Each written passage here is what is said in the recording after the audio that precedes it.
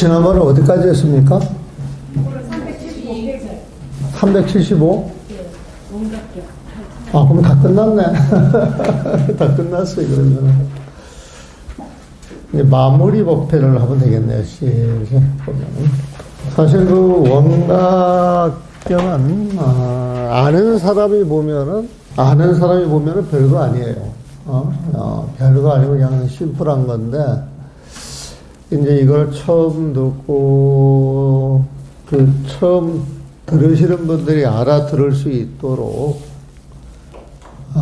다양하게 이제 설명을 하다 보니까 이제 복잡한 것 같은데, 아주 핵심적으로 정리하면은, 부처님 마음만 보고 수행하세요. 이렇게 정리를 하면 될 거예요, 보면은.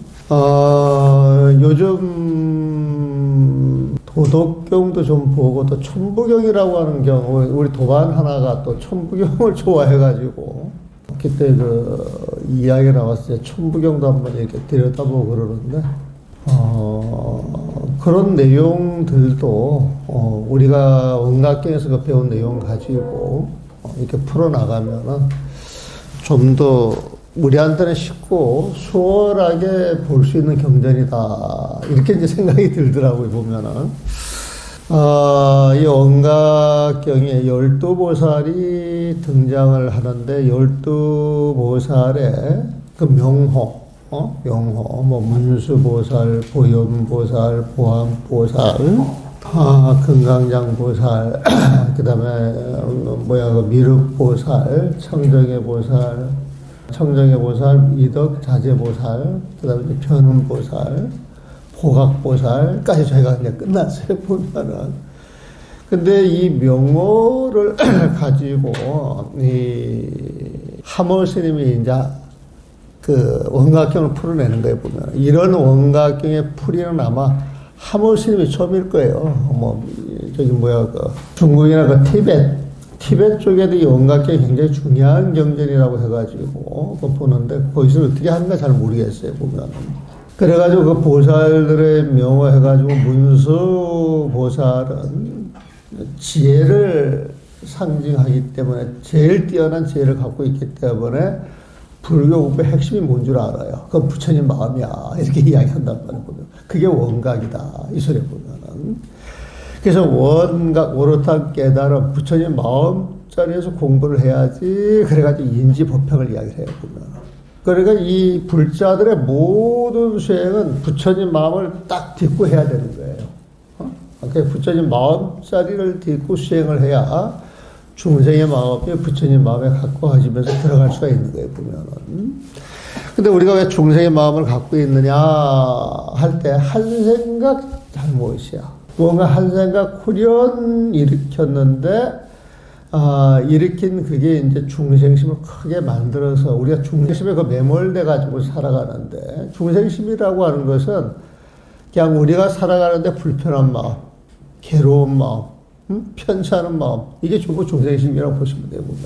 근데 그 모든 것이 무명에서 나왔고, 무명이 나라고 하는 놈을 만들어서 십이 분별하는 데서 그게 있는 거예요, 보면. 근데 이 중생심을 쓰게 한 그 시초는 십이영지법에 보게 되면은 생로병사는 중생을 만들어내는 게 무명에서 시작이 됐다 그러잖아요, 보면.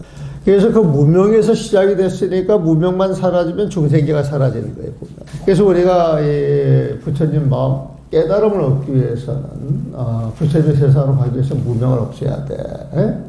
그래서 이 무명이라고 하는 것은 부처님처럼 살아야 되거든.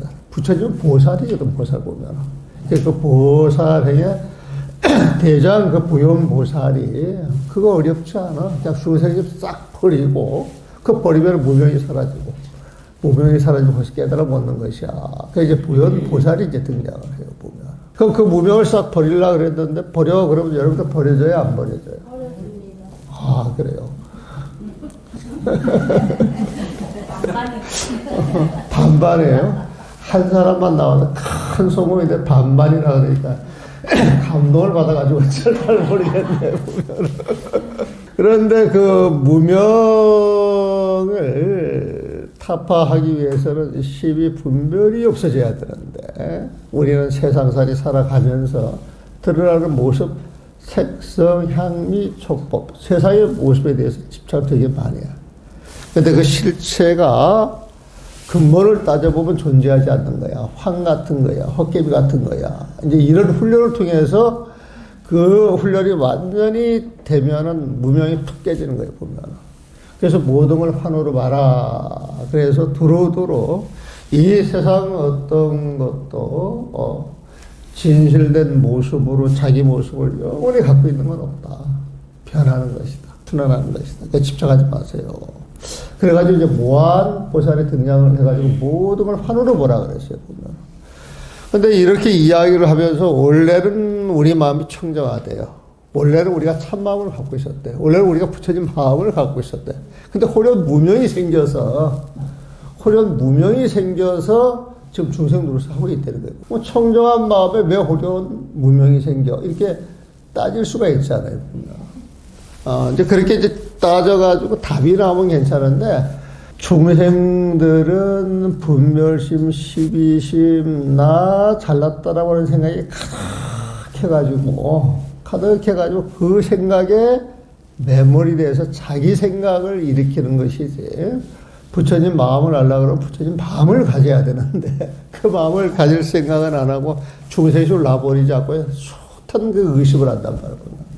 그래서 그 의식을 단번에 끊어주기 위해서 금강장 보살이 등장을 하는 거예요, 보면. 그러면서 부처님 마음을 아는 것은 부처님 마음으로 아는 것이지, 시비하고 분별하고 분명히 휩싸여. 중생의 마음을 도저히 할 수가 없어. 그래서 그 마음을 내려놔야 돼. 금강장 보살이 의심을 깨우면. 그런 말을 들어도 중생들은 그 마음이 쉽게 낮아요, 안 낮아요? 잘 안 낮아, 보면. 잘 안 낮아, 보면. 그래서 그 잘 안 낮은 그 원인이 뭐냐 들여다보니까 아상이 있고 그 아상으로 애욕이 드글드글한 거예요.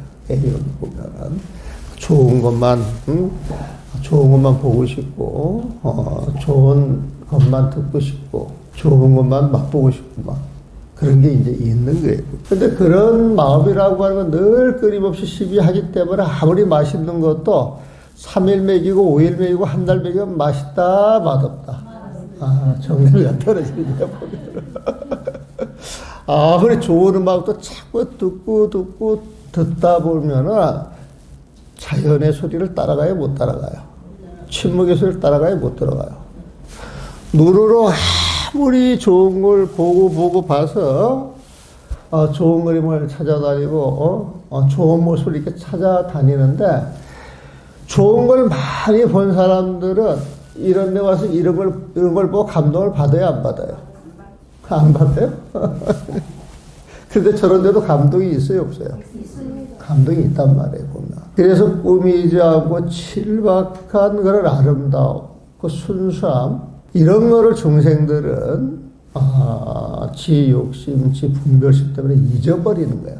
현대인들이 요즘 특히 많이 그럴 거예요, 보면. 그래서 질박한 마음, 순수한 마음을 갖기 위해서는 일단 아상을 버려라 그러면 이게 잘 못 알아들어, 보면. 근데 욕심을 버려라, 이건 조금 알아듣잖아, 보면. 그래서 윤회하는 근본은 애욕이 또아리를 틀고 있어서 그렇다. 그냥 누굴 좋아하고 하려고 하는 마음은 나쁜 건 아닌데 자기가 중심이 돼서 하는 것은 욕심이고, 뭔가 하려고 하는 마음은 나만을 위해서가 아니라 전체를 보고 전체가 좋아져야 그 입으로 나도 좋아지는 것이야. 그래가지고 전체를 보고 마음 내는 그 원력이 필요한 거예요. 원력 자체가.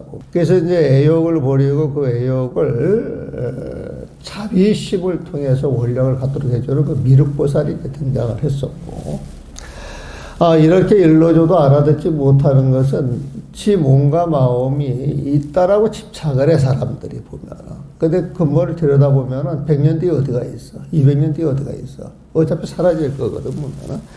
그래서 이 몸과 마음이라고 하는 게 어차피 사라질 것이다 생각을 하고 거기에 집착을 놓고 사는 거하고, 이 몸과 마음 집착을 짊어지고 사는 거하고 삶 자체가 달라요, 보면. 일단 집착을 놓게 되면은 살아가는 것이 훨씬 가벼워지거든. 그리고 놓는 마음이 강하면 강할수록 마음이 비워지고 몸에 대한 욕심이 떨어지는 데서 오는 거 충만감이 있어요. 큰 행복이 있어요 보면은. 그래서 그 몸과 마음에 대한 집착 이게 네 어리석음이야. 그것 때문에 애욕심이 생기고 그것 때문에 뭔가 의심이 생기는데 그 어리석음을 버려야 돼. 그래서 이제 청정의 보살이 등장하는 거예요 보면은. 그러면서 그 어리석은 마음 때문에 의심을 하고 욕심을 내는데 뜻대로 되면은 성이 나요 안 나요? 성이 팍 난단 말이에요. 성이 팍 났을 때 여러분들 얼굴을 거울에 비춰봤어요 안 비춰봤어요? 비춰볼 마음을 한번 내보신 적 있어요 없어요? 왜 없어요? 확 올라왔는데 얼굴을 봐야지 그런 마음을 왜 한번 더 그런 마음이 안 일어나지.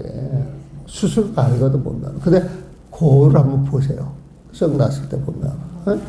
그럼 그 모습을 보고 그 모습이 이뻐 보이겠어? 징글맞게 싫겠어? 징글맞게 싫은 모습을 남들이 좋아하겠어? 안 하겠어? 그래서 살아가면서 평상시에 나 자신을 통찰할 수가 있어야 돼. 드러나는 모습의 그 진실을 알 수가 있어야 돼. 그래서 순간순간 일어나는 모습을 통찰해서 마음에 흔들림이 없도록 잡아주는 그 수행. 그 수행이 이제 관법이야, 관법. 근데 그 관법을 부처님 마음을 가지고 공부하는 게 있고 부처님 지혜를 가지고 공부하는 게 있고 부처님 마음이 돼야 부처님 지혜가 온전히 나오고 부처님 지혜로서 통찰할 수 있는 힘은 부처님 마음이 있어야 되거든 보면. 그 부처님 마음 속에 부처님 지혜고 부처님 지혜 속에 부처님 마음이 있다. 이게 한 몸이야 보면. 그러니까 우리가 윗바사라를 해도 윗바사를 잘 하면은 그 안에 싸봤다가 착 한 몸으로 되어 있는 거예요 보면. 우리가 싸봤다 수행 부처님 마음을 공부해도 그 자리에 윗바사가 딱 들어오는 거예요 보면. 이 두 가지를 확실히 알고 공부를 하면서 두 가지를 한꺼번에 챙길 수 있는 수행이 선나수행이라, 선나수행 보면. 그래서 이제 그 위덕자재 보살상에서 썩내는 사람 그 꼬라지를 너무 보기 싫더라. 너무 흉해. 근데 이 불교를 공부하는 불자들은 좀 아름다워야지. 의젓해야지. 품위가 있어야지. 그렇게 있으려고 그러면은 숨을 쉬고 내쉬는 이 자리에 자기 모습에서 자기 마음이 편안한지, 드러나는 자기 모습이 아름다운지, 자비로운지, 그걸 챙기라는 데 보면.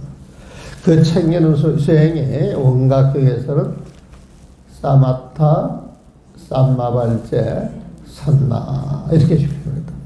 사마타라고 하는 것은 고요한 마음을 챙겨가는 거예요. 부처님 마음을 챙겨가는 거예요. 삼마발제라고 하는 것은 삶 속에서 나의 모든 사람이 벌어질 때 그 벌어지는 삶 자체 하나하나가 부처님의 모습인지 아닌지 통찰입니다. 통찰력이 강하다 그럼 부처님 마음에 가까운 것이에요.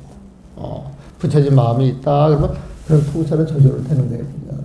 그래서 부처님 마음을 챙기는 공부, 부처님 지혜를 챙기는 공부, 부처님 마음 속에 부처님 지혜고 부처님 지혜 속에 부처님 마음이 있다. 이걸 중도라고 이야기합니다. 중도 보면. 선나가는 중도 가는 거 보시면 되고요. 그래서 이 세상의 모든 수행은 이 세 가지 다 들어간다.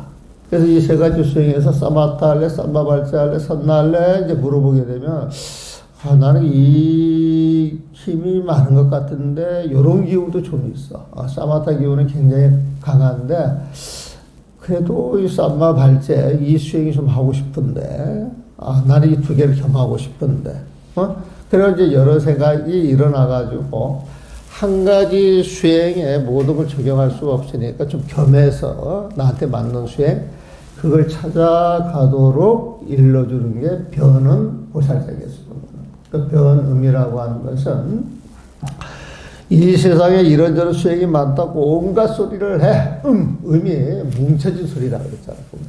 생각이 들어가고 수행이 들어가고 뭉쳐진 소리인데 그 소리를 듣고 이게 나한테 맞겠다. 이 소리가 나한테 맞겠다. 가려내는 게 변이야.